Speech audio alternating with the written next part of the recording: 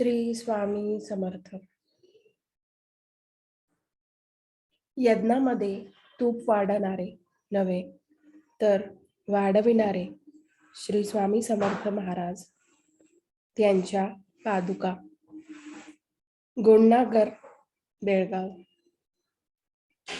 श्री अक्कलकोट स्वामींच्या सन 1800च्या आसपास झालेल्या कर्नाटकातील कार्यावेळी ते यतिराज नामेच फार प्रसिद्ध होते.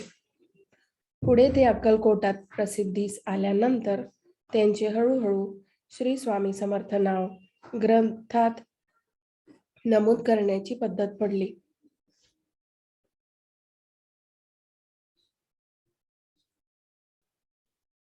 त्यामुळे काही कथानकांत त्यांचा स्पष्ट उल्लेख न करता यतिराज असे म्हटले आहे. त्यांना श्री दत्त महाराज म्हणण्याची पद्धती असल्याने गोंडागरात येथील औदुंबरास्थळी यज्ञात अद्भुत कार्य केलेले श्री स्वामी यती महाराज म्हणून श्री दत्त महाराजांची मूर्ती अलीकडे स्थापन झाली आहे. पादुकाही बदललेल्या असल्या तरी श्रींचे येथील कार्य इतके अद्भुत आहे की त्यांची या ग्रंथात समग्र नोंद घेणे आवश्यक आहे. श्री शिव चिदंबरांच्या जन्मगावापासून समाधीपर्यंत आणि त्यांची केलेल्या महत्वपूर्ण यज्ञ समारंभावेळी भक्त प्रतिपालक श्री स्वामी समर्थ महाराज हे दिगंबर यती स्वामी म्हणून नेहमी उपस्थित राहिले. श्री स्वामी महाराजांना दक्षिणेत स्वामी म्हणजे मालक तसेच दिगंबर यती म्हणून परम आदराने पाहिले जाई. शिवचिदंबर स्वामींसमवेत त्यांचे काही काळ वास्तव्य घडले. शिवचिदंबर हे प्रत्यक्ष शिवरूप होते म्हणून विष्णू रूप होते. श्री स्वामी महाराजांनी त्यांच्या यज्ञ समारंभात महत्वाची भूमिका निभावली. यावरून महाराजांचा अधिकार अधोरेखित होतो. विजापूर प्रांती गोठे नामक प्रांतात नागेश नावाचे होरा शास्त्रज्ञ ज्योतिष वृत्तीने राहत होते. त्यांचा पुत्र शंकर पुढे शंकरपुत्र त्र्यंबक, या त्र्यंबकाचे धाकटे चिरंजीव मार्तंड दीक्षित हे एक महान शिवभक्त झाले. त्यांना परंपरागत ज्योतिष व्यवसायाचा वीट आला. गृहत्याग करून त्यांनी काशी क्षेत्र प्रयाण केले. त्यांनी स्वयंप्रकाश नामे ब्रह्मनिष्ठ संन्यासी योग्याचे शिष्यत्व पत्करले. पुढे श्री गुरुवाज्ञेने मुरगोडला येऊन त्यांनी गृहस्थाश्रम आरंभिला. तपसाधना व अग्निहोत्र करून त्यांनी मुरगोडमध्ये सोमयाग संपन्न केला. त्यांना बरेच शिष्यगण होते. त्यांना असंख्य सिद्धी प्राप्त झाल्या, परंतु अपत्य प्राप्ती झाली नव्हती म्हणून ते आधी सोमल क्षेत्री गेले. शिवपूजन करून 3 पुरश्चरणे केली. नंतर सुब्रह्मण्यम क्षेत्री जाऊन स्वप्रकाशेश्वर लिंगाची स्थापना केली.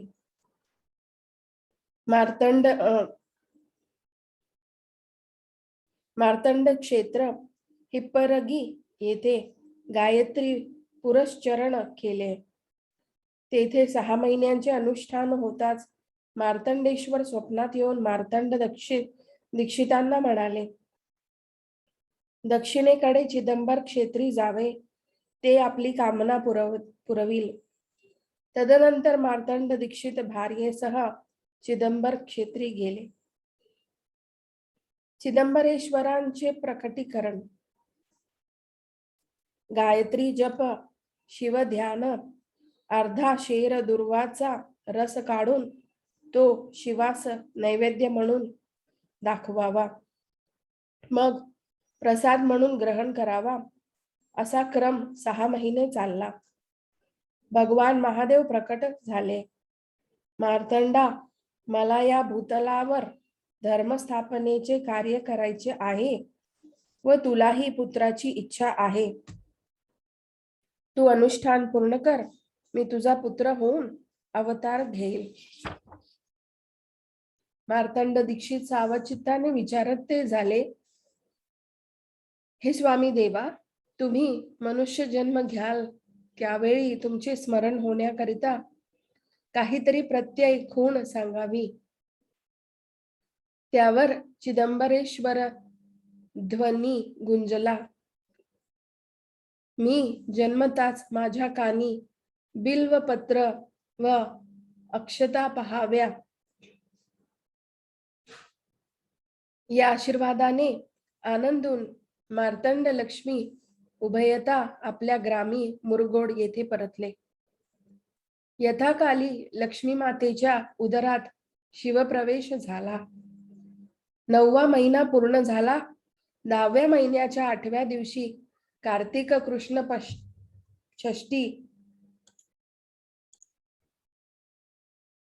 पंचशुभ ग्रह स्वक्षेत्री मकर लग्नी द्वितीय प्रहरी श्री शिवचिदंबर प्रसूती न होताच थेट 8 वयोमानाच्या रूपात मातेसमोर प्रकट झाले. त्या शिवदर्शनाने उभयता माता पिता धन्य झाले. ते दोघे मुलास नमस्कार करू लागले तेव्हा चिदंबर मुखातून त्यांनी जे शब्द ऐकले त्या वचनांनी उभयता चकितच होऊन गेले.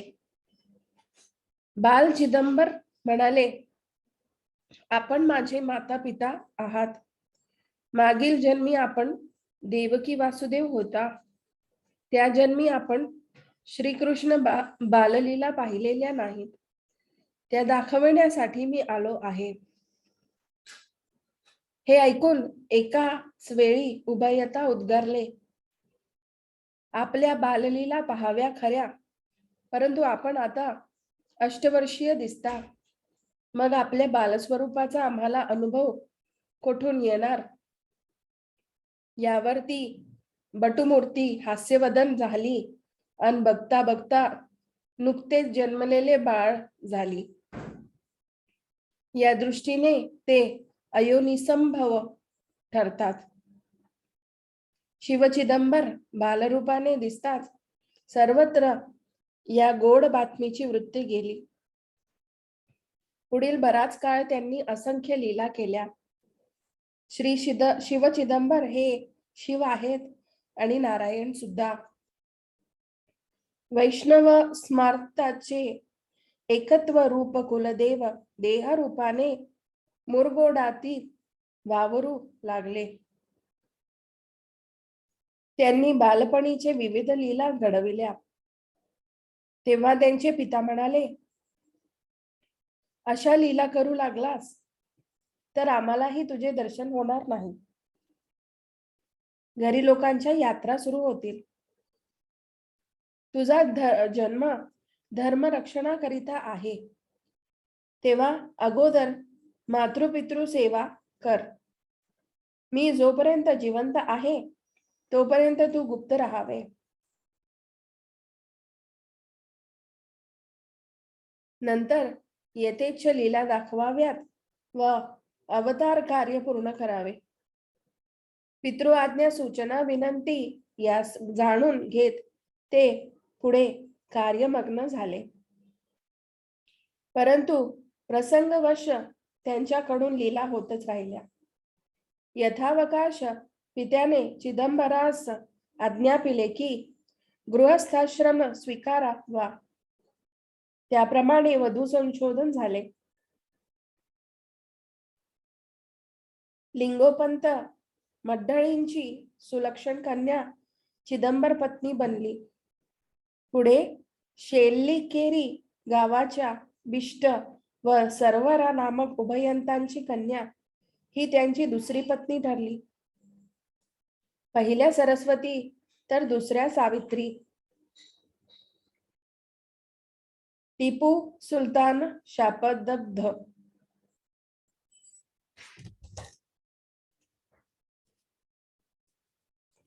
दरम्यान सरस्वती मातेमुळे या प्रांती एक विलक्षण प्रसंग घडला.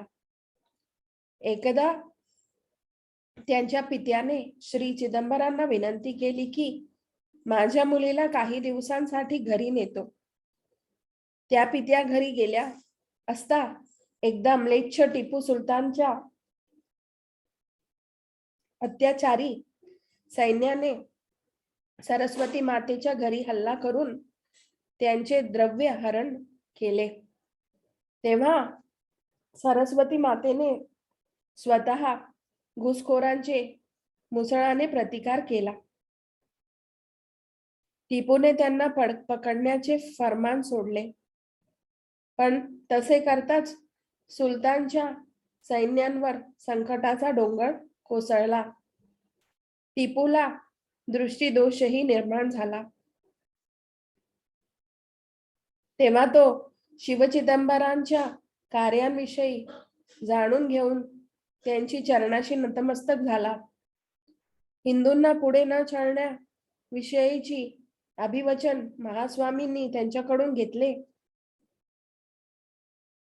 किंवा तसा विचारही केल्यास तत्काळ मृत्यू पावशील असा श्रापही देऊन ठेवला. या घटनेमुळे ब्रह्मवृंद, हिंदू धर्मीय समाज, सरदार मंडळी, पेशव्यादिकांचे लक्ष चिदंबर कार्यावर पडले. सर्वांची पाऊले महास्वामींच्या दिशेने वळली. त्या दरम्यान धर्मस्थापनेच्या महत् कार्यार्थ प्रकटलेली परब्रह्म मूर्ती श्री स्वामी समर्थ महाराज हे दिगंबर यती म्हणून प्रसंगवश प्रकट होऊन वावरताना दिसू लागले. दरम्यान सरस्वती मातेला दिवाकर, शंकर हे 2 मुलगे झाले. त्यानंतर मृत्युंजय व वररुची हे 2 जुळे पुत्र झाले. तर सावित्री मातेस काशीनाथ व भास्कर ही 2 मुले झाली. शिवचिदंबरांना असलेल्या 6ही पुत्रांनी भविष्यात फार मोठे धर्मकार्य वाढविले. महास्वामींनी तर आपल्या सामर्थ्य असे उजळले की राजवाडे ही त्यांच्या चरणाशी येऊन नतमस्तक होत असत. महास्वामींनी धर्मकार्यार्थ विविध कार्य आरंभिली. मुरगोडमध्ये ब्राह्मणाचा वध झाला. जेथे उत्तम ब्राह्मणाचा घात होतो त्या गावी राहू नये असे म्हणून चिदंबर स्वामींनी स्वजनांसह मुरगोड सोडले. या निमित्ताने महास्वामींचे तीर्थाटन सुरू झाले. मुरगोड सुटले व पुढे परत आल्यावरही मुरगोड लगतच्या क्यंगेरीस त्यांचे वास्तव्य झाले. या काळातच पुढे गुर्लोहोसूरची निर्मिती झाली. तिथेही वास्तव्य झाले. देवलग्राम तथा देवलपूरला महास्वामी गेले. येथे श्री स्वामी समर्थ महाराजांचे वास्तव्य झाले आहे.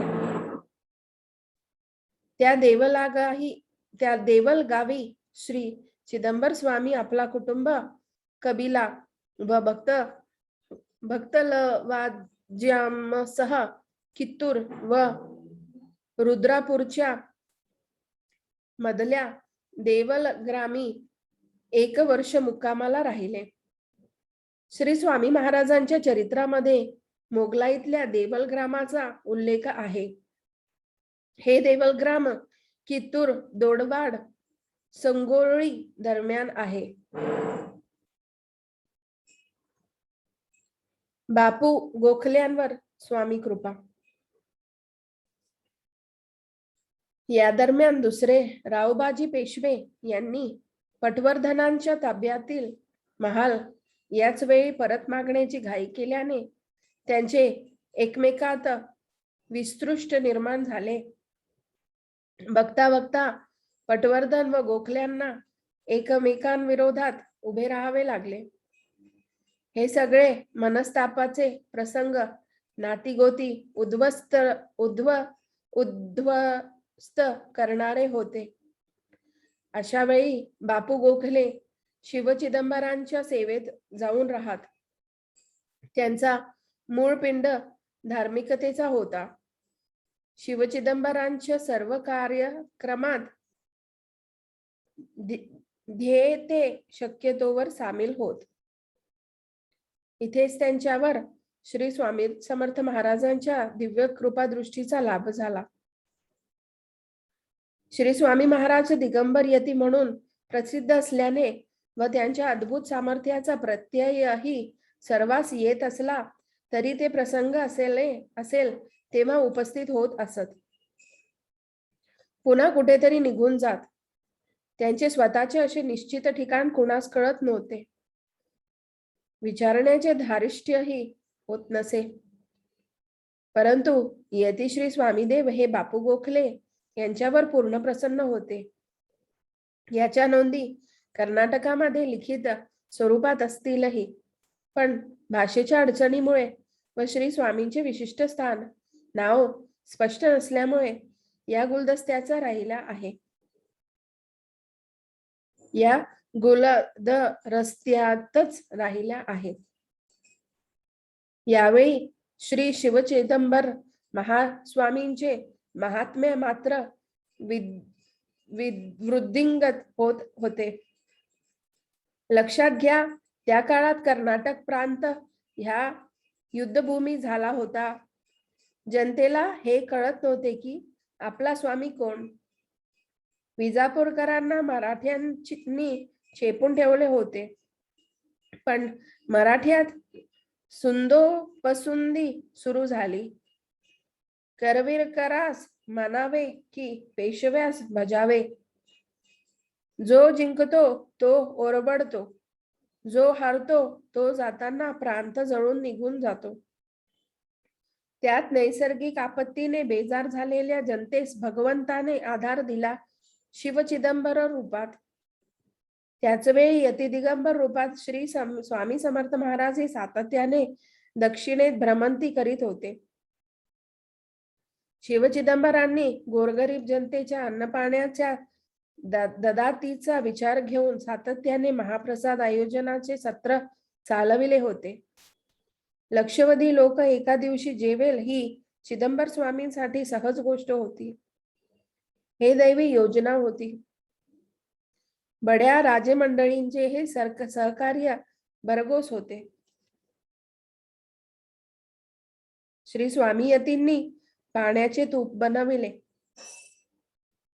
एकदा मुरगोडा पासून 25 किलोमीटर वरील संगोळी गावात महास्वामी गेले होते. बैलहोंगल पासून संगोळीला जात येत्या महास्वामी आपल्या संपूर्ण लवाजम्यासह कुटुंब कबिल्यासह वैशाख मासी वास्तव्यास होते.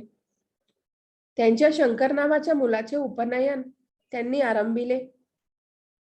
मलप्रभेच्या तिरी हा सोहळा 4 दिवस चालू होता. रोज अन्न संतर्पण होत असे. भात, सांबार, पक्वाने, पोळ्या, खीर, मांडी, श्रीखंड, वडे व लाडू यांचे महाप्रसाद रेलचेल असे. या कार्यक्रमावेळी श्री स्वामी महाराजांची उपस्थिती होती. अक्कलकोट स्वामी महाराज हे चिदंबर दीक्षितांच्या यज्ञात स्वतः तूप वाढत असत असे काही चरित्रात उल्लेख असते. याचा अर्थ शब्दशः घेऊ नये. श्री स्वामी महाराजांची येथील भूमिका प्रसंगवश वेगवेगळी आहे. प्रसंग परत्वे बदललेली आहे. श्री स्वामी महाराज येथे यती दिगंबर नामे प्रसिद्ध होते. त्यांना पंक्तीत वाढू देण्याची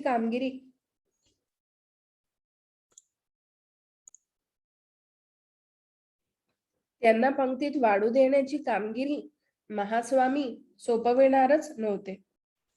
कारण ते प्रत्येक यतिराजांचा सन्मान राखण्यासाठी आग्रही असत. श्री स्वामींची संगोळी गावातील संतर्पणा वेळची भूमिका ही तुपाधिकाऱ्याची होती. म्हणजे पंक्तीत वाढण्यास तूप कमी पडले तेव्हा ते पाण्यापासून निर्माण करण्यात आले. या अद्भुत कार्याचे अधिकारी होते श्री स्वामी समर्थ महाराज. मला पहारीच्या पाण्याचे 100 घागरी तूप. ब्राह्मणांच्या पानात अन्नपदार्थ वाढण्यास सुरुवात झाली तेव्हा कोठी अधिकाऱ्याच्या लक्षात आले की जमलेल्या भक्त समरदास उपलब्ध तूप पुरणारे नाही. जी माणसे या कामी पाठविली ती येण्यास काही तास लागले असते. मांड्या नावाचा एक पदार्थ, मांड्यांवर वाढण्यासाठी भरपूर तूप लागेल. काय करावे? तो चिदंबर महास्वामींकडे येऊन अदबीने म्हणाला, स्वामी, कोठीतले तूप संपले आहे. ब्राह्मण तूप मागतील, न दिल्यास शाप देतील. आता मी काय करू? माझ्यावर मोठे संकट आले आहे. चिदंबर स्वामी हसून म्हणाले, तू भिवू नकोस, मी सांगतो तो उपाय करून पहा. येथे सगोळीत कुणाच्या घरी तूप आहे का पहा व आपले कार्य पूर्ण कर. आपले तूप आल्यावर उसने फेडून टाक. त्यावर कोठी प्रमुख हतबल होऊन म्हणाला, हे स्वामी देवा, एका दिवसात 100 घागरी तूप खर्च करील असा या गावात कोण समर्थ आहे? हे गाव लहान आहे, लोक गरीब आहेत. हसतच स्वामी म्हणाले, या गावी एक नारी आहे जी हे कार्य करण्यास समर्थ आहे. तिचे घरी सर्व वस्तू परिपूर्ण आहेत आणि ती याचकांचे मनोरथ पुरविते. तिचे नाव मला पहा आहे. तिच्याकडे सत्वर जा व तिच्याकडे तूप मागताच ती निश्चित देईल. बरोबर सेवक घेऊन जा. तेव्हा तो स्वामीस म्हणाला, मला जाण्याचे धैर्य नाही. आपण स्वतः या कार्यास यावे, म्हणजे कार्य सिद्धीस जाईल. त्याची ही विनवणी ऐकून चिदंबर दीक्षित बऱ्याच शिष्यांसह मला पहा दर्शनाकरिता पूजा सामग्री घेऊन निघाले. नदी किनारी सुंदर अशी महापूजा सुरू केली व हात जोडून स्तोत्र केली की, हे अंबे, तुझ्या उदकात जो भक्तिभावाने स्नान करील तो अनंत जन्माचे पातकी असला तरी स्नानाने पुनीत होईल. तुझ्या दर्शनाने लोकांच्या मनाचा परिहार होतो. तुझे मला पहा असे सुंदर नाव आहे. तू लोकांचा उद्धार करतेस. सेवकांची कामना तू पूर्ण करतेस. तुझ्या किनारी ब्राह्मण समाराधना आरंभली आहे. हे अंबे, तुझ्या अनुग्रहाने सर्व सिद्धी प्राप्त होतात. मला आता तूप कमी पडले आहे तरी तू मला द्यावे. असे स्तोत्र म्हटल्यानंतर स्वामी चिदंबर ब्राह्मणांना म्हणाले, मला पहा माता, मला तूप देत आहे तरी ताबडतोब घागरी भरून घ्यावेत. यानंतर नदीच्या मध्यभागी जाऊन नाव नेऊन एकूण 100 घागरी पाणी उचलून घेतले. पाकशाळेत आणून ठेवताच त्या घागरी तुपाच्या झाल्या होत्या. ही किमया करणारी शक्ती मला पहा तथा मलप्रभा सिद्धिमाता ही श्री स्वामी समर्थ कलांश असून चिदंबरांच्या प्रार्थनेनुसार हवे तेव्हा पाण्याचे तूप झाले. अनेकांना यांचा अचंबा वाटेल, पण दृष्टीसह येणार नाही अशा सूक्ष्म बीजाचा टोले जंग वटवृक्ष फोफावतो, नजरेसही येणार नाही अशा शुभ्र रेतातून धडधाकट जीव जन्मतो, वाढतो. टणक वाटणारे हाड वाढलेलेच असते, हे कोण करतं? श्री स्वामींची या सर्व प्रक्रियांवर अधिसत्ता आहे. पाण्याचे तूप त्यांनी केले ही त्यांची सहज लीला होय.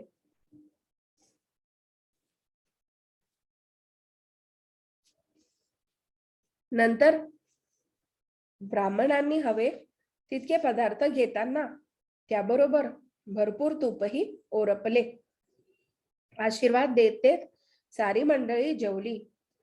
समाराधना कार्यक्रम आटोपताच मग तूप आणायला गेलेले सेवक 100 हंडे घेऊन आले. तेव्हा प्रश्न आला, याचे आता काय करावे? चिदंबर स्वामी म्हणाले, मला पहा, मातेकडून आपण उसने तूप आणले होते ते परत नेऊन द्या. स्वार्थाने येथे ठेवू नका. त्या मातेच्या ऋणातून मुक्त व्हा. तेव्हा कोठारी म्हणाला, गंगेत पाण्याला काय तोटा आहे, तर हे तूप पुढे ब्राह्मणास उपयोगी येईल. हे तूप गंगेत समर्पण केले तर ती काय उपकार मानणार आहे? समुद्रात मीठ अर्पण केले तर त्याला काय उपकार वाटतील काय? श्री महास्वामींचा निजबोध. हा कोठारी म्हणजे देवाला नवस करणाऱ्या सर्वसामान्य जीवाप्रमाणे होता. नवस करायचा व तो पूर्णत्वास गेला की फेडण्याची वेळ आली की त्याचे कारणे सुरू होतात. झालेल्या कार्यपूर्ती मागे स्वप्रयत्न, स्वतःचे नशीब, योगायोग आदींचे ते कार्य वाटू लागते. स्वामी चिदंबर त्या कोठाऱ्यास स्पष्ट शब्दात म्हणाले, तुझे ज्ञान बरेच दिसते. अरे, धनिकाकडून उसने धन आणले आणि ते फेडले नाही तर त्याचा मोठा दोष लागतो. आपणास ज्याने दिले तो भक्त कैवारी समर्थ दाता आहे. तेव्हा त्याजवर विश्वास ठेवून स्वार्थी न होता मनात औदार्य ठेवावे. उदार असलेल्या व्यक्तीसाठी हा जगदीश स्वामी केवळ कल्पतरू आहे. परंतु जो कृपाण बनतो त्याला दोष लागतो. तेव्हा त्यावेळी ही भलती आशा सोड. यतिश्री स्वामी महाराजांची अद्भुत लीला. कोठाऱ्याचे डोळे खाडकन उघडले. मग लगबगीने तुपाचे 100 हंडे मलप्रभेच्या दिशेने रवाना झाले. असंख्य भक्तगण हा देवदुर्लभ सोहळा पाहण्यासाठी तीरावर जमले होते. नावेत घालून तुपाचे हंडे मध्यभागी नेण्यात आले. पाण्यात तूप पडताच कसे दिसेल याचेही औत्सुक्य अनेकांना होते.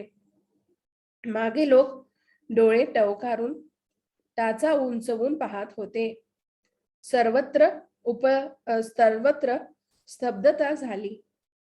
तुपाचे हंडे नदीच्या प्रवाहाच्या दिशेने उलट करतानाचे दृश्य काय वर्णावे. घडा पाण्याचे घडेच रिते झालेले दिसले. सारे स्तंभित होऊन गेले. न दिसणारे पण खरेपणाने असणाऱ्या श्री स्वामी समर्थ देवाची करणी. उपस्थित महास्वामी शिवचिदंबरांच्या समाराधनेत येणाऱ्या न्यूनत्वाचा परिहार. सर्वत्र शिवचिदंबर नामाचा जयघोष दुमदुमून गेला.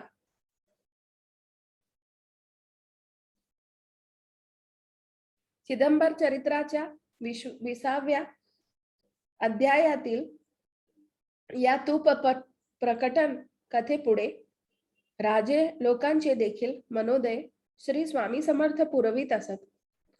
असा करण्यात आलेला उल्लेख फार सूचक व समर्पकरित्या आला आहे. त्या काळी अक्कलकोट स्वामी श्री स्वामी समर्थ या नावाने जगासमोर आले नव्हते. गुप्तपणे वावरत होते. तरीही श्री स्वामी महाराजांच्या 19व्या शतकातल्या आरंभीच्या गुप्त प्रकटकालावर प्रकाश पडला आहे ते पहा. ते सहजरित्या लाखो गोरगरिबांना जेवू घालत. त्याबाबत शिवचिदंबर वचन असे की वडिलांनी जाताना ते इथे अन्नपूर्णेस बसवून गेले आहेत. त्यांच्या क्यंगेरीच्या समाधी स्थानावर गेले असता एक अनोखे दर्शन होते. महाद्वारातून थेट समोर एक छोटी घुंटी दिसते. काय आहे त्यात? शिवचिदंबर पिता या स्थळी जंगलात सर्वप्रथम तपासाठी आले तेव्हा तिथे आधी एक यतिराजांचे स्थान होते. त्याला दत्ताचे स्थान म्हणतात. त्या दिव्य चरण पादुका आहेत. समोर अन्य एक पादुका आहेत. त्या मार्तंड दीक्षित प्रभूंनी श्री गुरूंच्या म्हणून स्थापिल्या. त्या ज्या मूळ पादुका या स्थळी स्थान निर्मित आहेत, आधीही होत्या, त्याचा खरा स्वामी कोण असेल हे एक गुलद रस्त्यातले प्रकरण आहे.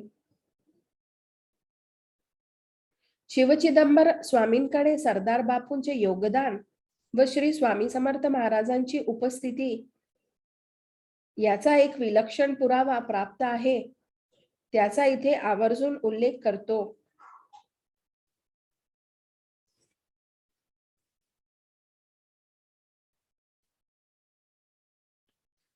सन 1807 सालचा हा अभूतपूर्व प्रसंग आहे. त्याआधी फार मोठी तयारी चालली होती. लक्ष्मीबाई गोखले या आपल्या पुतण्यास महास्वामींच्या कार्यात सहभागी होण्याचा आग्रह धरीत. त्या गुरलोहोसूरला होत्या. ते नवे नगर वसविण्याचा कामी शिवचिदंबर स्वामींचे ज्येष्ठ पुत्र दिवाकर हे कार्यतत्पर होते. त्या प्रांती अवर्षणाने सर्वांचे अगदीच हाल होत होते. युद्ध प्रसंगाने सुलतानी तर अवर्षणाने अस्मानी कोसळला होती. मूळ गंधपुरीच्या अन्नछत्रामुळे महास्वामींचे नाव सर्वतोमुखी झाले होते. ते जिथे जात तेथील जनता आपल्या संकटाचे रडगाणे गात असत. अशातच एकदा सेनापती बापू गोखले यांनी श्री चिदंबर स्वामी दर्शनासाठी नवलगुंद भागात एक धाव घेतली. तेथील जनांचे अश्रू पुसण्यात ते गर्क होते. महास्वामींनी बापूंना पाहून संतोष दर्शविला. त्यावेळी शिवचिदंबरांनी काशीनाथ नामे आपल्या बालकाचे उपनयन संस्कार करण्याची घोषणा केली. त्याच वेळी आवाहन करून आसपासच्या गावातील 100 बटूंचे उपनयनही सामूहिकरित्या करण्याचे ठरविले. त्यानिमित्त समाराधनेचे आयोजन होते. बापू व दिवाकरांचे महायज्ञाचा आग्रह.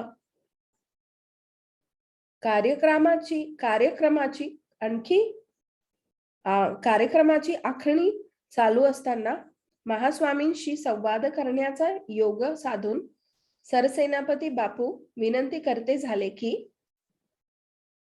हे स्वामी राया, यंदा फार मोठा दुष्काळ पडलेला आहे. अन्न पाण्या वाचून मनुष्य पशु पक्षी सर्वच तळमळत आहे. तरी हे विश्वंभर देवराया, आपण प्रकट होऊन दुःख परिहार करावा. आपल्या पुढाकाराशिवाय काही होणार नाही. आपल्या चरणांची माझी विनंती आहे की या दुष्काळाचा नाश करून आपण जनतेस सुखी करावे. त्याकरिता काहीतरी उपाय शोधून काढावा. आपला देश फार पिडला आहे. जनाची आपणास दया व्हावी ही नम्र विनंती मी करतो. यावेळी श्री गुरु म्हणाले, या दुःखाचे कारण मेघ अवर्षण पाऊस पडल्याशिवाय दुसरा उपाय नाही. तेव्हा श्री गुरुचरण वंदन करून पुन्हा ते कळवळून म्हणाले, कोणत्या उपायाने पाऊस पडेल ते सांगा. महास्वामी म्हणाले, नीट ऐक. पुण्य असेल तर पाऊस पडतो. लोक तर पापाचरणात गर्क आहे. अडचणीत आले की ओरडतात. आचरण योग्य असेल तर त्याचं फळ दुःख व अवर्षण आहे. गीतेतील श्री कृष्णार्जुन संवाद लक्षात घे. अन्नात भविती भूतानि पर्जन्यात अन्न संभवः. यज्ञात भविती पर्जन्यो यज्ञम कर्म समुद्रभवम्. कर्म ब्रह्मो द्वंद्व विधि ब्रह्मा सर समुद्रवमम्. तस्मात् स सर्वगतः ब्रह्म नित्यम यज्ञे परिष्ठितम्. अर्थ, अन्नापासून प्राणी जन्मतात, पावसाने अन्न उपजते, यज्ञाने पाऊस पडतो आणि यज्ञाची सांगता पूर्ण कर्माने होते. याकरिता यज्ञ, हवा, पाऊस पडण्याकरिता सुखप्राप्तीसाठी योग्य ब्राह्मण मिळवून त्याचे हातून यज्ञ कर. त्यामुळे पाऊस पडेल, दुष्काळ संपून लोक सुखी होतील. यावर सावधपणे बापू म्हणाले, स्वामी, आपल्यापेक्षा जगात यज्ञाकरिता योग्य असा ब्राह्मण कोण थोर आहे हे मला कृपा करून सांगावे. श्री चिदंबर म्हणाले, मी याग करीत नाही, मात्र जाणतो यागाची पद्धत फार अवघड आहे. याकरिता दुसऱ्या ब्राह्मणाची योजना कर, त्याचे हातून समयोग कर, पाऊस निश्चित पडेल. हा श्री गुरु व भक्तातील संवाद चालू असताना महास्वामींचे ज्येष्ठ चिरंजीव श्री दिवाकर तिथे आले. पितृचरणी वंदन करून हात जोडून उभे राहिले. श्री गुरूंनी विचारले, गुरु नवपूर, येथे सारे क्षेम आहे ना? बाळ, तुझ्या मनात काय इच्छा आहे? दिवाकर म्हणाले, श्री कृपेने सर्व सुखी आहेत. आपल्या आज्ञेचे पालन करीत स्वस्थ असताना एक ब्राह्मण आला व त्याने भारत पुराणास आरंभ केला. काही दिवसांनी राजसूय यज्ञाचे वर्णन आले. ब्राह्मण म्हणाला, धर्माने जो राजसूय यज्ञ केला असा अद्भुत महायज्ञ मागे कोणी केला नाही व पुढे कोणी करणार नाही, या भूतलावर उत्पन्न होणार नाही. हे ऐकताच मी निश्चय केला की तो आपण पूर्णत्वास न्यावा. हे ऐकताच शिवचिदंबर स्वामी हसू लागले. दिवाकरा, बालभावाने अशक्य अशी इच्छा मनात धरली आहेस. द्वापर युगात श्री कृष्णाच्या मदतीने जो यज्ञ झाला आहे तसा मनुष्यांच्या सहाय्याने कधी होणार नाही. दिवाकर म्हणाले, हा असा कालीचा काळ असा आला आहे, पण आपण जर दीक्षा घेतली, मी राजसूय यज्ञाची काही चिंता करीत नाही. महास्वामी दिवाकरला म्हणाले, हे मुला, मूर्खासारखे काय बोलतोस? मनुष्य जर देवासारखे करू लागला तर कसे होईल? दिवाकर चटकन म्हणाले, आपल्यासारखा मनुष्य असेल तर देव कार्यापेक्षाही मोठे कार्य निश्चितच होईल. तुम्ही कसले मानव आहात हे मी निश्चितच जाणतो, तरी मोहाचे बोलणे का करता?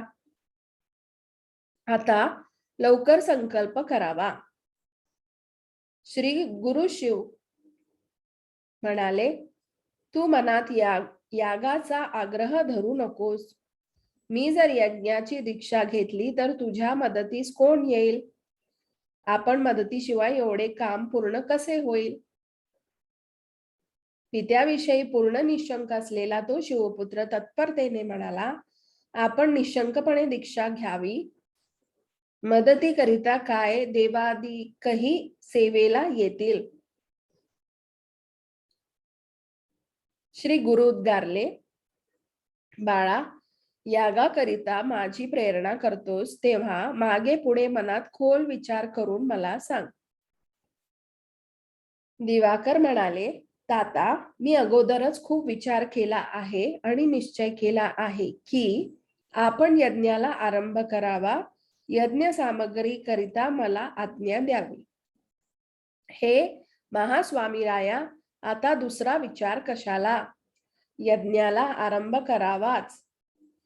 श्री गुरु शांत होऊन म्हणाले, मी याग यज्ञ निश्चित करेल, परंतु तुझ्यावर फार मोठ्या कामाचा भार पडेल. याकरिता पुन्हा विचार कर आणि तरीही तू याग करू इच्छित असशील तर मग यज्ञ सामग्रीची यादी करून तो जमा करण्यास ये. जे आवश्यक आहे असा कार्यास कोण डावलू शकतो? एवढा वेळ सरदार बापू गोखले हे पितापुत्र संवादाचे शांतपणे अवलोकन करीत होते. दिवाकर व बापूंचा फारच स्नेह होता. दोघांनीही श्री स्वामी अभिवचनाचे खूप आनंद झाला. बापू तर आनंदाने अक्षरशः देहभान विसरून नाचू लागले. मोठ्या आनंदात पुढील तयारीसाठी तत्पर झाले. प्रांताप्रांतातील राजरजवाडे, सरदार, जमीनदार, जहागीरदार यांच्या पदरी आलेले विद्वान ब्रह्मवृंद, आचार्य, मठक्षेत्रांवरील ब्राह्मण, भक्त मंडळ यांना यज्ञोत्सव पाहण्यासाठी बोलावण्याकरिता दूत पाठवण्यात आले.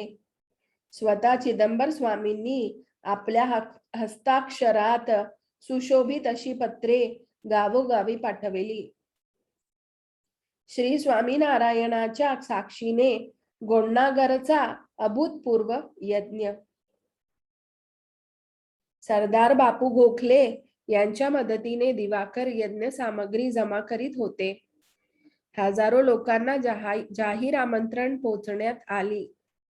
यज्ञस्थळ होते गण्णोगर, मलप्रभा नदी किनारी वसलेले अत्यंत रमणीय स्थान. येथे फार मोठे आम्रवन होते. वेगळ्या मोठमोठाल्या मंडपाप्रमाणे जागा तयार होती.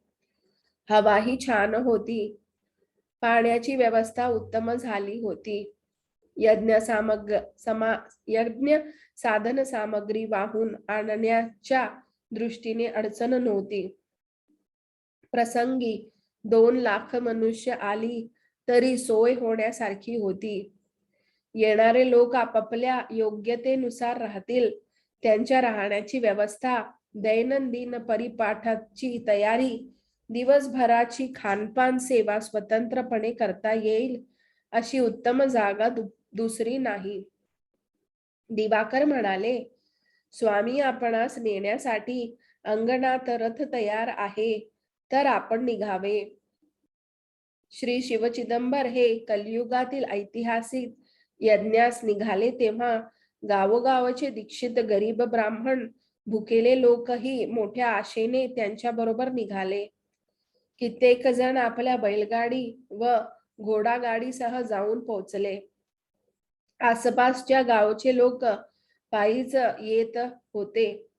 आपल्या डाईवर स्वतःचे गाठोडे सांभाळत सर्वांनी गोण्णागर गाठले. भक्तजनांच्या दिंड्या यात्रा यज्ञ स्थानाच्या दिशेने निघाल्या पाहू स्वामीही पायीच निघाले. देशोदेशीचे राजे रजवाडे आपापल्या रुबाबात पोचले.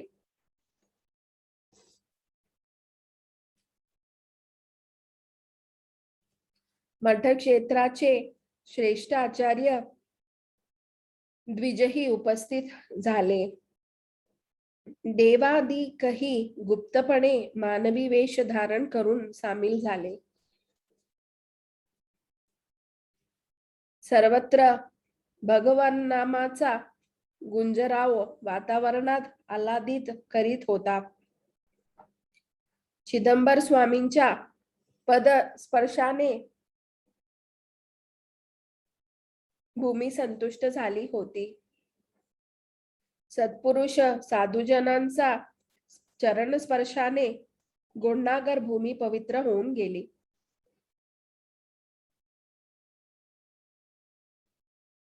यज्ञात यती दिगंबर स्वामींची उपस्थिती. एक शिवनारायणाचा अवतार मनुष्य देहात लीला करीत निघाला होता. भाग्यवंत जन हे अजब दृश्य प्रत्यक्ष आपल्या डोळ्यांनी न्याहाळत होते, अनुभवत होते. ज्यांना पत्रे गेली ते आले, ज्यांनी कानोकानी ऐकले तेही धावले. देवयज्ञ दर्शनासाठी आमंत्रणाची गरज काय? यातच अन्य एक विलक्षण लीला घडली. तिथे एका दिव्य देहाची उपस्थिती आश्चर्यकारक होती. यती दिगंबर स्वामी, पुढे जे अक्कलकोट स्वामी म्हणून सर्व श्रुत झाले. हे महाराज कुठून आले? त्यांना निमंत्रण कुठून कसे मिळाले? एवढ्या दूरवर ते नेमके कसे पोचले? मुरगोडहून 80 किलोमीटर दूर, गुर्लहोसुरहून 35 किलोमीटर वरच्या रामदुर्गवरून 12 किलोमीटर वर असलेले गोंडनगर हे निसर्गरम्य स्थळ, लगत उंच उंच डोंगर, धीर गंभीरपणे वाहणाऱ्या मलप्रभेचे सान्निध्य, घनदाट वृक्ष राजी,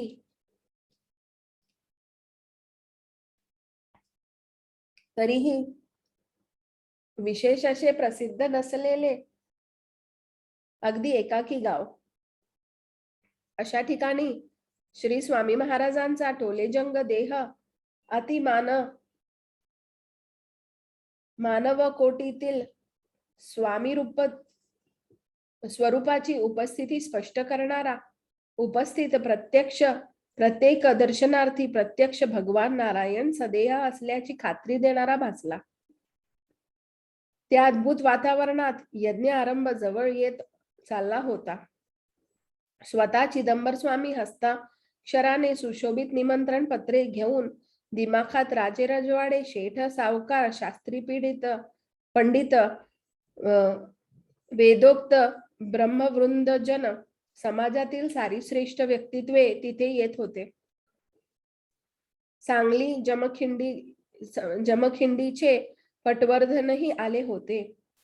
बापू गोखले हे तर यज्ञकर्ते असल्याचे प्रमाणच वावरत होते. सैनिकांचा खडा पहाराही होता. अन्य राजे रजवाड्यांचे पायदळ, घोडदळ होते. म्हणता या सर्वांची संख्या लाखावर गेली. गोंडनगर हे त्यावेळी एका महानगरीप्रमाणे सुशोभित झाली होती. देशोदेशीचे वैभव्य संपन्न रथ, हत्ती, घोडे यांनी आसपासची शिवारे गजबजून गेली होती.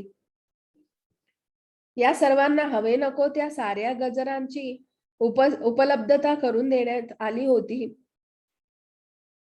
उशिराने येणाऱ्या सरदार राजे राजवाड्यांना आपले सैन्य रथ दूर थांबवून पुढे चालत यावे लागत होते.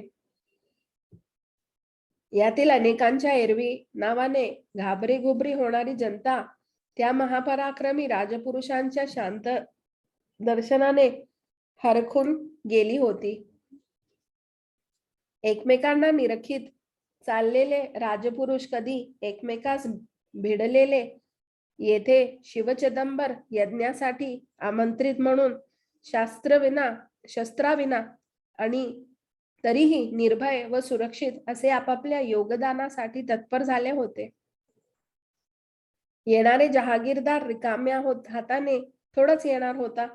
तरीही सरदार बापू गोखले यांच्या धावपळीमुळे आणि चिदंबर पुत्र दिवाकरांच्या सुयोग आखणीनुसार यज्ञ सामग्रीची तयारी पूर्ण झाली होती. दक्षिणेतून तैलंग ब्राह्मणाचा फार मोठा जिथ्था तिथे येऊन पोचला. यज्ञाच्या तयारीने ते प्रफुल्लित झाले. यज्ञाचे मुख्य आयोजक चिदंबर स्वामींचा थाट काय वर्णावा.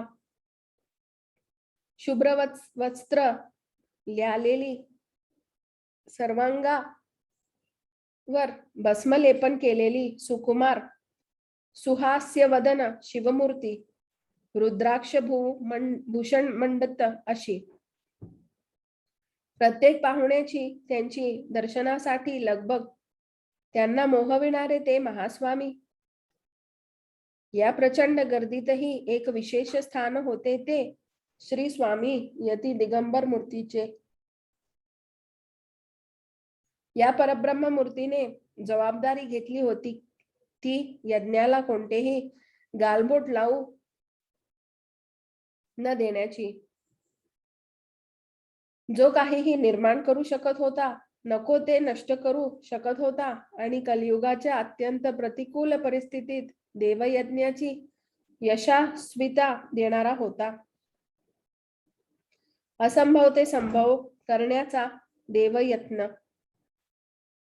सरदार राजे उत्तमोत्तम शिबिरात पश्चिमेकडे ब्रह्मवृंद हे शुभ्र मंडपात, श्री गुरुचा मोठा मंडप मध्यभागी, पण नदी किनाऱ्याजवळ वैदिक मंडप पूर्वेकडे.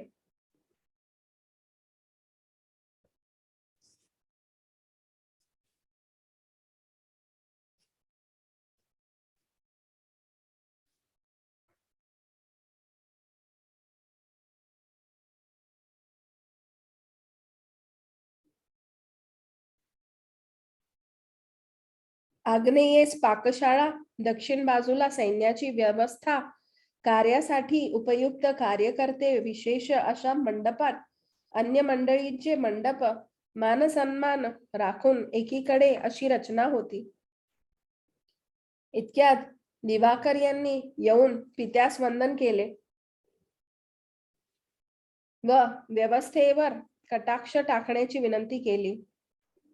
चिदंबर स्वामी त्या सुव्यवस्थित रचनेचा पाठपुरावा करीत सहजपणे चालले होते. श्री गुरु कोटीकडे आले तेव्हा स्वतः बापू गोखले यांनी अदबीने पुढे होऊन त्यांना सर्व वस्तू दाखविल्या. असंख्य पोत्यांमध्ये सूचनेनुसार साहित्य, हळद कुंकुवांच्या 5-5 पिशव्या अशी अन्य सामग्री बापूंनी दाखविली. श्री गुरु आनंदित होते. ते म्हणाले, दिवाकराने रचलेल्या सामग्रीला काय पाहावयाचे, मनात मुळी शंका धरू नये. तेव्हा बापू विश्वंभर म्हणाले, हे श्री गुरुराया, यावेळी आपण आपल्या अमृत दृष्टीने हा सर्व प्रसाद समुदाय पाहावा. ज्या योगे हे सर्व पदार्थ अक्षय होतील. तथास्तु म्हणून ते महास्वामी धान्य कोठीकडे गेले. गव्हाची पर्वतप्राय रास, 25,000 पोती तांदळाचा डोंगर, तूर व हरभरा यांच्या टोलेजंग राशी, पीठ कणिक एकीकडे, लोण्याचा ढीग दुसरीकडे, तुपाची हजारो घट, साखरेची 5,000 पोती, गुळाची प्रचंड रास, सोन्या चांदीची आसने, 5 हजारो नारळ, स्वयंपाकाचे अन्य साहित्य, पाण्याची उत्तम व्यवस्था, नानाविध फळे, दुधासाठी शेकडो दुबात्या, म्हैशी, गाई आणि काय काय तिथे काय नव्हते. भोजन बनविण्यासाठी मोठमोठाला हौद होते. अन्न वाटपासाठी गाड्या होत्या. सारे काही थक्क करणारे होते. दिवाकर म्हणतात, देवा, कुठेतरी जमा खर्च हिशोब ठेवायला कोणीतरी ठेवला पाहिजे. महाराज हसून म्हणाले, जमा खर्च श्रीमंतांच्या घरी हे वैदिक मंदिर आहे, इथे कोणाची नेमणूक नको. तरीही ऐनवेळी अव्यवस्था नको म्हणून खबरदारीसाठी दिवाकर यांनी प्रत्येक कोठीवर कारकुनाची नेमणूक केली. इतक्यात तिथे श्यामभट्ट नामक योगीराज दाखल झाले. श्री चिदंबर चटकन उभे राहिले. श्यामभट म्हणतात, येथे यज्ञपुरुष कोण आहे? नंतर दोघांनी एकमेकास पाहून वंदन केले. श्री शिवचिदंबर म्हणाले, दिवाकराचा फार आग्रह झाला म्हणून माझा निरुपाय झाला. श्यामभट आशीर्वचन बोलले, कसेही असो, अत्यंत उत्कृष्ट याग आपण आरंभिला आहे, त्या दर्शनाकरिता मी आलो आहे. असे बोलत दोघेही थोडा वेळ नदी तीरावर बसले. नंतर त्यांची व्यवस्था स्वामींनी आपल्या मंडपाजवळ केली. याजवळच श्री स्वामी समर्थ महाराजांची स्वतंत्र व्यवस्था होती. कोणत्याही अडचणीच्या वेळी यती स्वामीरायांकडे जाऊन निवेदन करावे व आपल्या आज्ञेनुसार वागावे अशी श्री चिदंबरांची सर्वांना आज्ञा होती. गुढीपाडव्याला यज्ञास आरंभ. चैत्र शुद्ध प्रतिपदा, नववर्ष दिन, गुढीपाडव्याच्या शुभमुहूर्ती यज्ञ आरंभ होता. सर्व मंडप महास्वामी आदल्या दिवशी अवलोकित होते. संध्याकाळची वेळ असेल. चिदंबर स्वामी आपल्या यज्ञ मंडपाकडे निघाले. इतक्यात एक अजब घटना घडली. यज्ञ मंडपात एक यवन उभा असल्याचे दिसला. तेव्हा क्रोधाविष्ट होऊन दिवाकर त्यास मारण्यास धावले. यज्ञ करू पाहणारे हात प्रसंग उद्भवतात शस्त्र शोधू लागले. तोच महास्वामी चिदंबर स्वतः पुढे धावले आणि त्यांनी दिवाकरांना आवरले. नंतर महास्वामींनी त्या यवनाचा हात आदराने धरून त्याला सर्व यागमंडप दाखविला. नंतर ते यवन रूप उत्तम महावेदीत लुप्त झाले. चक्रावून दिवाकर हे पित्याला या यवन रूपाबाबत पृच्छा करताच ते म्हणाले, ते स्वतः यज्ञेश्वर होते. यवन रूपात आले, आपली सावधगिरी पडताळली व आपल्या स्थानावर गुप्त झाले.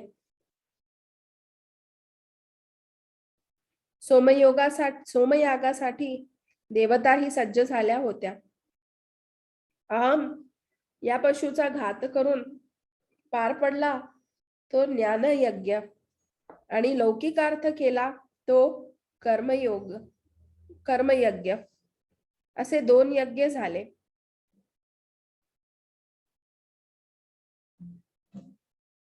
सोमयाग, ज्ञानयज्ञ व कर्मयज्ञ. चैत्र शुक्ल प्रतिपदा, प्रभव संवत्सर शके 1729 सन 1807.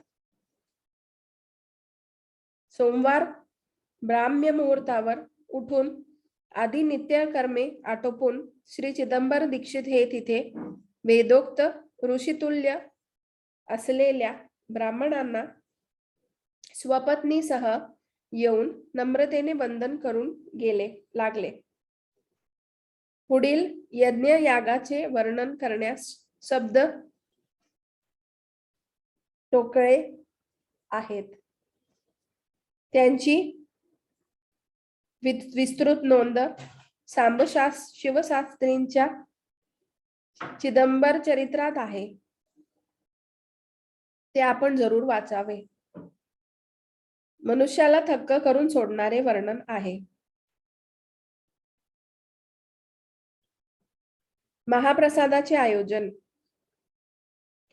दुपारच्या वेळी शिव आज्ञा झाल्यावर दिवाकर यांनी महाप्रसादाची व्यवस्था सुरू केली. एक एक पदार्थ प्रत्येकाने नेमून घेतला. आपल्या सेवकासह बापू गोखलेही स्वतः अन्नदोक वाढण्यास उतरले. जमखिंडीचे परशुराम पंत पटवर्धन राजेही अन्न वाढण्यास तत्पर झाले. हावनूरच्या राजाने विशेष असा तूप वाढण्याचा अधिकार घेतला. श्रीमंत पेशवेंचे अष्टप्रधान मंडळीही सहाय्यार्थ होते. पंक्तीत पदार्थाने भरलेल्या गाड्या ठेवल्या होत्या. पंक्तीची रांग 3 किलोमीटर लांबची होती. तरीही बघता बघता अन्न प्रत्येकाच्या पानात वाढण्यात आले. वाढपी साधी व्यक्ती असेल तर फार तर 100-200 पानांपर्यंत पोहोचेल. पण एवढ्या लोकांस अन्न कसे वाढण्यात आले? तर गुप्त रूपाने निर्जर हे ब्राह्मणांची पाने वाढत होते. तुपासकट सर्व वाढणे पूर्ण होताच महास्वामी पुत्र शंकर दीक्षितांनी पात्र प्रोक्षून एकोभावे पाणी सोडले. इतक्यात तोफ उडाली.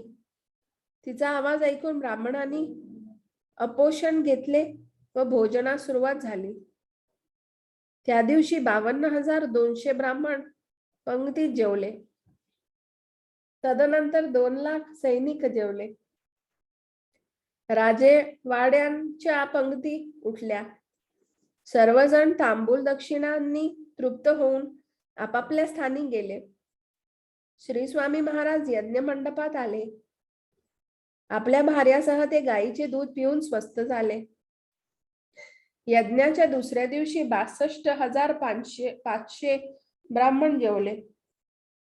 सैन्य व अन्य लोक जवळपास कालच्या एवढेच होते. या दिवशी एक ब्राह्मण अचानक मलापही नदीत बुडाला. पण कोणीतरी त्याला पाण्यातून अचानक उचलले. तो म्हणू लागला, मी मेलोच होतो, पण महास्वामींनी मला उचलून बाहेर काढले. सर्वजण आश्चर्यदंग होऊन महास्वामींकडे पाहतच होते. पुढच्या क्षणी मंद हास्य करीत ते आपली भिजलेली वस्त्रे बदलण्यासाठी निघून गेले. त्या दिवशी दिवाकराने 3/4 धान्य संपल्याचे वृत्त कळविले. तेव्हा महास्वामी म्हणाले, ही श्रीमंताची कोठी नाही, मोजदास करण्यास कारकून नको. मी आधीच समजावले होते. कोठी उघडी करा, कुणास काय घ्यायचे ते घेऊ द्या, काही कमी पडणार नाही. दुसऱ्या दिवशी प्रातःकालचे अनुष्ठान आटपून ब्राह्मणजन संध्येकरिता नदीवर गेले. हळूहळू मध्यान्ह काळ जवळ आला. पूर्वीप्रमाणेच ब्राह्मण भोजन सुरू झाले. पानात नाना पक्वाने वाढली. इतक्यात काही प्रमादाने भोजनात विघ्न आले. गतप्रत झालेला आचारी कुष्मांड भाजीच्या हौदात एक आचारी अवचित पडला. त्यास वाढपी लोकांनी कसेबसे बाहेर काढले. खदखदणाऱ्या ओल्या भाजीत पडलेला मनुष्याच्या नाकातोंडात भाजी शिरल्यावर 5 मिनिटात त्याचे काय होईल? त्याचे शरीर भाजून पिकलेल्या वांग्यासारखे झाले. तेथे काय झाले ते नेमकेपणे जाणून घेण्यासाठी आपण चिदंबर चरित्रापेक्षा श्री गुरुलीलामृत या वामन बुवा लिखित 55 अध्यायी श्री स्वामी समर्थ चरित्राच्या 23व्या अध्यायाचा आधार घेऊया. जनता जनार्दन विघ्न विनाशन श्री स्वामी समर्थ. जेथे प्रत्यक्ष जनार्दन उभा आहे व त्याच वेळी यज्ञ नारायणाचा प्रसाद व दर्शन मिळाले तर त्याचा लाभ घेणारे पावन झाले हे निसंशय. जगतहितासाठी चिदंबर महापुरुषांनी यज्ञ करावा आणि त्या यज्ञात प्रत्यक्ष देवतांनी भोजन वाढावे. पंक्तीत नम्रता धरून भोजन वाढावे. घ्या हो पक्वाने तूप असे आदराने आग्रहाने म्हणावे. चटण्या, कोशिंबीर, मीठ, पापड, कुरड्या, सांडगे, भाज्या, वरण, खीर, आमटी, कढी, नाना प्रकारची पेये व खाद्यपदार्थ यांची समाराधनेत रेलचेल असण्याची भोजनार्थ पदार्थ ठेवण्याची विशाल हौद बांधून करण्यात आले होते. ज्याप्रमाणे पाण्याचे फार मोठे कूप आपण पाहतो एवढे मोठमोठाले हौद कढी, आमटी आणि खिरीसाठी तयार होते. ब्राह्मण लोक या हौदातून हवे तेवढे पदार्थ काढून घेत. लक्षावधी मनुष्यांसाठी पुरेल इतके पदार्थ त्यास राहत असत. हे हौद नित्यशः स्वच्छ धुवून वस्त्राने पुसून काढून त्या हौदात पातळ पदार्थ उत्तम प्रकारे ठेवण्यात येत. यात परिपूर्ण राहावे म्हणून प्रत्यक्ष अन्नपूर्णा जातीने चोहीकडे तितस्त असे. या सिद्धांना वाटपावेळी वाडप्यांची धावपळ उडत असे. एकदा एका तरुण ब्राह्मणाचा हौदातून उष्ण आमटी काढत असताना गडबडीने पाय निसटला व तो घसरून आत पडला. काठावर धावपळ झाली. मोठ्या युक्तीने काही जणांनी त्याला बाहेर ओढून काढला. काढणाऱ्यांचेही हातपाय पोळले. त्याला सावध करण्याचे प्रयत्न झाले, पण दुर्दैवाने तो उष्ण आमटीमध्ये होरपळून गतप्राण झाला होता. त्यावेळी लक्षावधी ब्राह्मण समुदाय मंडपामध्ये मोठ्या आनंदाने भोजन आस्वाद घेत होता. या विलक्षण प्रसंगाने थरकाप उडालेले ज्येष्ठ स्वामी पुत्र दिवाकर दीक्षित धावत पित्याकडे आले व यज्ञात विघ्न ओढवले असल्याची धक्कादायक बातमी त्यांनी हात जोडून महास्वामींना सांगितली. एक ब्राह्मण अतिउष्ण अशा आमटीत हौदात पडून मरण पावला. त्याच्या प्रेताचे काय करावे हे ऐकून चिदंबर स्वामी म्हणाले, खरेच हा तर मोठा दुर्धर प्रसंग ओढावला आहे.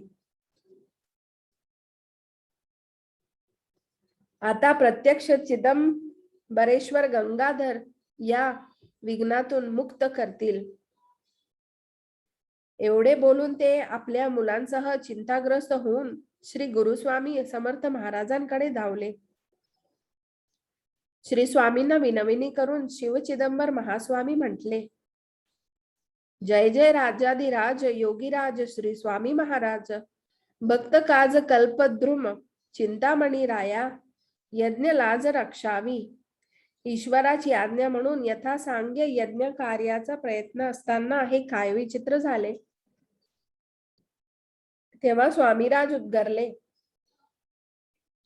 घाबरू नका हो, धीर धरा. प्रेत लगेचच इथे आणा. त्यावर पुष्कळ हळद लावून ठेवा. त्याप्रमाणे त्या मृत ब्राह्मणाचे शव उचलून आणले आणि संपूर्ण अंगभर हळद लेप घेऊन महाराजांसमोर ठेवण्यात आले. मग महाराज त्या सर्वांस म्हणाले, चला आपापली कामे करण्यास जा. एक एक जण बाजू होताच महाराजांनी त्या शवावर पांघरून घातले व त्याला स्वहस्ते थोपटत म्हणाले, अरे ब्राह्मणा, तुझे प्राण कोणी नेले ते सांग बघू.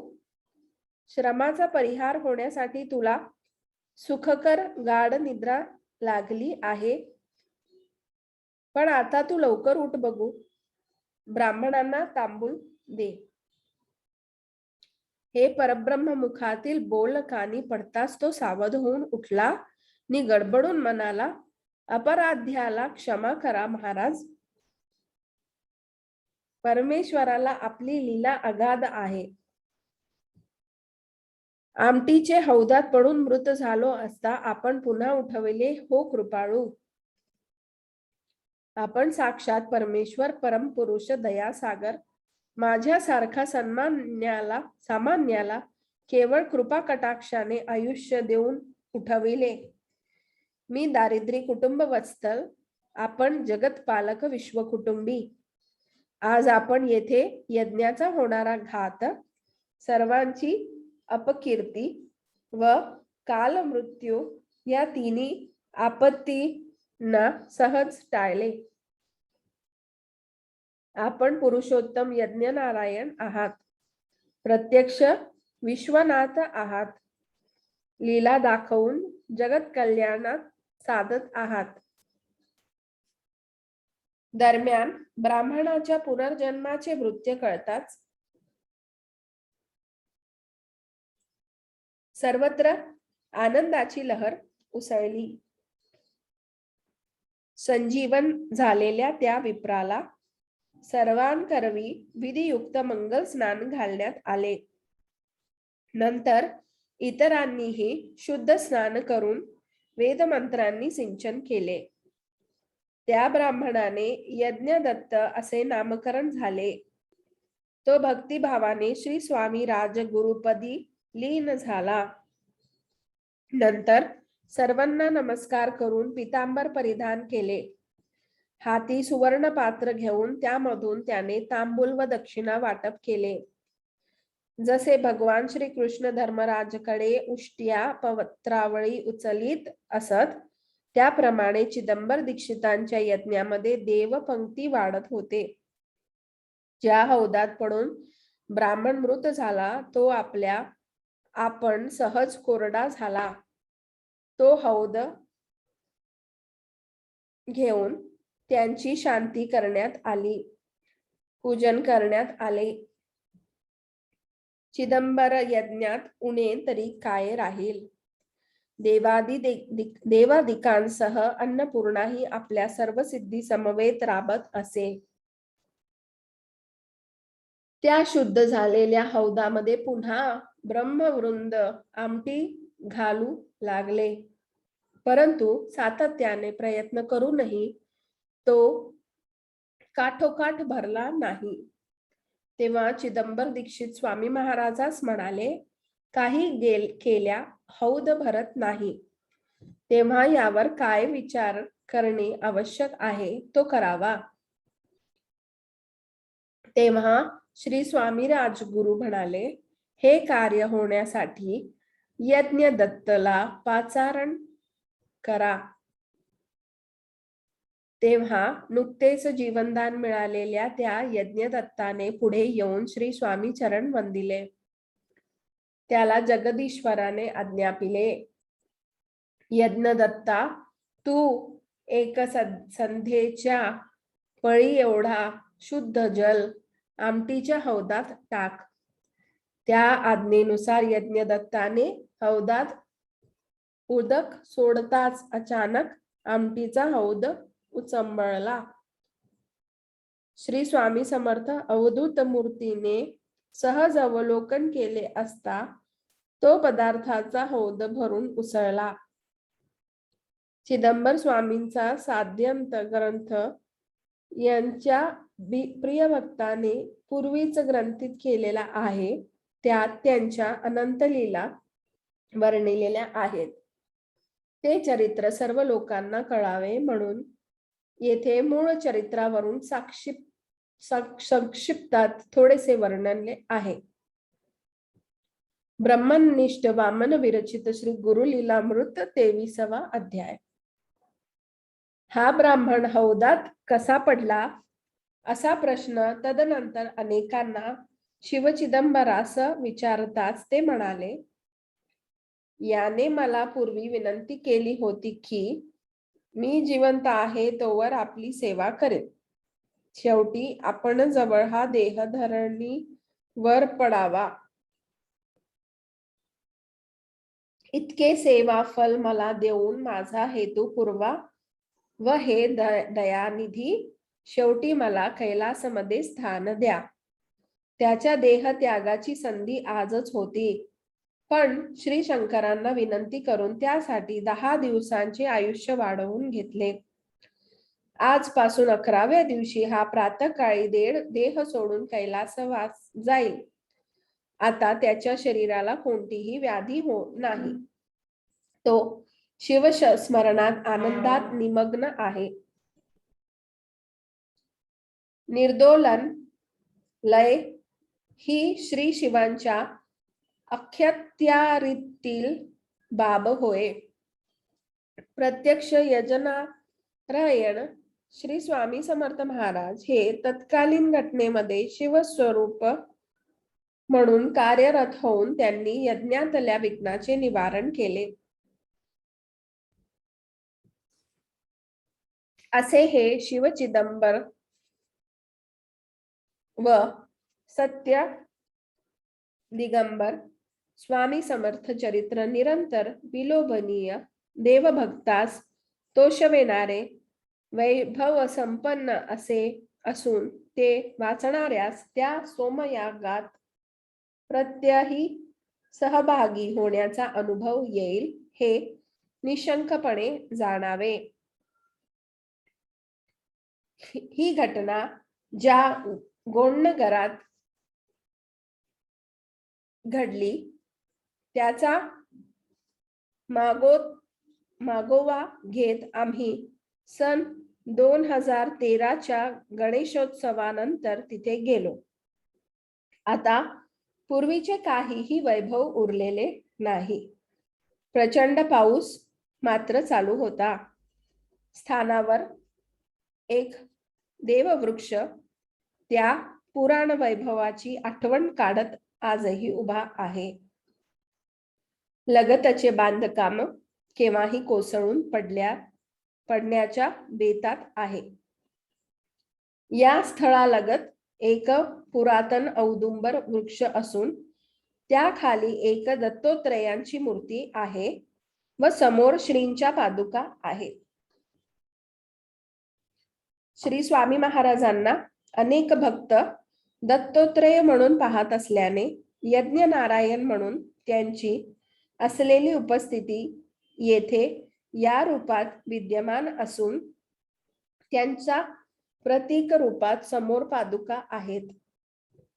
आज हे स्थान दयनीय झाले असून आपल्या लोकांमध्ये देवदेवतांचे विषयीचे काही गांभीर्य राहिले नाही हे धक्कादायक आहे. श्री स्वामी समर्थ महाराजांनी याच स्थळी मागेच वाहणाऱ्या मलप्रभा नदीतून शेकडो कलश तूप पाणी काढून घेऊन त्याचे तूप बनविले व तूप वाढणारा नव्हे तर तूप वाढविणारा असे अद्भुत कार्य केले.